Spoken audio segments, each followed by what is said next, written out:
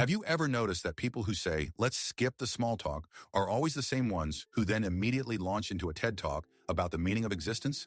Like you ask them how their weekend was, and suddenly you're discussing whether reality is a simulation. I just wanted to know if you went to Trader Joe's, not if you believe in free will.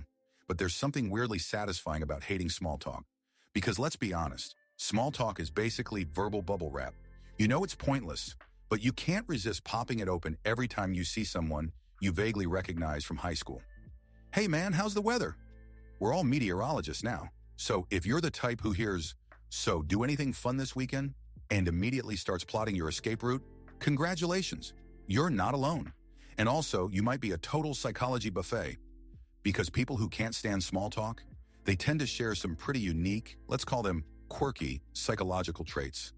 Don't worry, I'm not judging, I'm just observing. And if you feel personally attacked at any point, that's how you know this is accurate. Let's break down the top psychological quirks of the anti-small talk squad. The Iceberg Conversationalist. You ask these people, how's your day? And they respond, well, lately I've been wrestling with the meaning of happiness in a capitalist society. Okay, Plato, I was just trying to make coffee. They don't do surface level. No. They want to talk about your childhood trauma before the appetizers even arrive. Psychologically, this is linked to high openness to experience. One of the big 5 personality traits. People high in openness crave depth, novelty, and meaning. Small talk feels like scrolling through the terms and conditions instead of actually using the app. So if you've ever launched into a philosophical rant when someone compliments your shoes, congratulations. You're not shallow, just existentially overwhelmed. Relatable scenario? You're at a party. Someone asks, where are you from? You're like, geographically or emotionally? But here's where it gets weird. The Subtext Sniper haters of small talk have a sixth sense for reading between the lines. You say, nice weather, and they're already analyzing your tone, your posture, and whether you're about to ask them to help you move apartments. This comes from high emotional intelligence, especially the part called social awareness. If you're allergic to chit-chat, you probably notice micro-expressions, double meanings, and everything unsaid. Small talk feels fake, but your brain is tuned to real connection. You want the unvarnished truth, not the stuff people post on LinkedIn. Example, your friend says, how's work? You hear, are you about to get fired or am I? And you'd think that's the craziest part, but oh no. The energy accountant people who hate small talk treat social energy like it's data roaming charges. Every minute spent talking about the weather is a minute you'll never get back. You're not antisocial, you're just on a limited plan. And small talk? That's all spam calls. The psychology here is classic introversion. Introverts lose energy from surface-level interactions and recharge with depth, silence, or by watching YouTube videos about psychology at 2 a.m. No judgment, I see you. So if you've ducked into a bathroom to avoid talking about someone's garden, you're not rude. You're just conserving emotional bandwidth. Okay, but the next one is the one nobody talks about. The Authenticity Addict. You know how some people say, let's just be real? Yeah, these are the people who insist on talking about your childhood dreams at the DMV. They crave authenticity like millennials crave avocado toast. Small talk feels dishonest, like a handshake with crossed fingers. This ties into low self-monitoring, a psychology term for people who don't fake it till they make it. You want every conversation to matter, or at least be meme-worthy. If it's not genuine, you'd rather be silent. Example, your coworker suggests, how about those sports? You counter with, do you ever fear that no one really knows you? HR gets involved.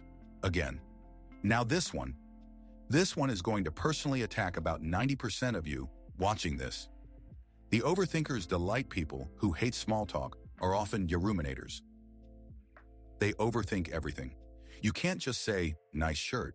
They're wondering, was it not nice yesterday? Do they hate my pants? Is this a trap? Small talk gives your brain too much empty space, and you fill it with existential dread. You're like a Roomba, but for social anxiety. So if you replay conversations in your head 6 hours after they happen, guess what? You're not broken. You're just allergic to dead air. Let's pause for a second. If this is already blowing your mind, I actually put together a full guide that breaks down all of these patterns step by step.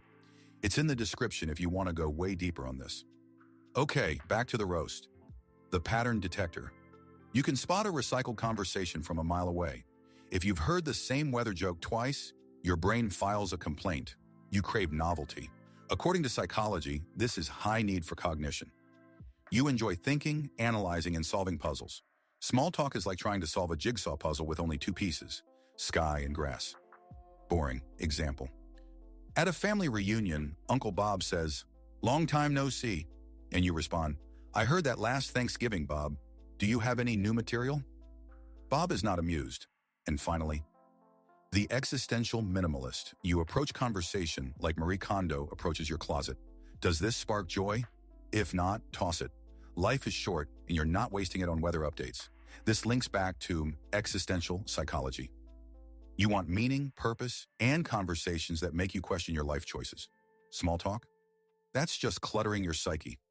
You know you're this type if you've ever mentally checked out mid-sentence and started daydreaming about moving to a cabin in the woods, or at least a cabin with really terrible cell service. Let's connect the dots here. Why do some people act like small talk is a personal attack, while others treat it like a contact sport? It comes down to a wild cocktail of introversion, high openness, emotional intelligence, and a desperate need for meaning. Imagine your brain as a nightclub. Most people are fine with the top 40 hits. How's the weather? What do you do for work? But people who hate small talk, they want the obscure indie tracks, the philosophical remixes, the playlists that make you go, "What is this?" And then there's cognitive dissonance. You know, that uncomfortable feeling when your actions and your beliefs don't match? That's why you find yourself pretending to care about Karen's new houseplants, even though internally you're screaming. You're living a double life, polite on the surface, existentially dying inside. Welcome to the club. Plus, there's the Dunning-Kruger effect. The people who love small talk, sometimes they don't even realize they're boring you. They're blissfully unaware, while you're plotting your escape using only a breadstick and your phone flashlight. Look, if you actually want to get better at reading people, not just watching videos about it, I put together a complete guide called the Human Behavior Code. It breaks down every pattern, every signal, every trick we talked about today, plus a ton more. It's all in the description below. Less manipulation, more opportunity, money, and better relationships.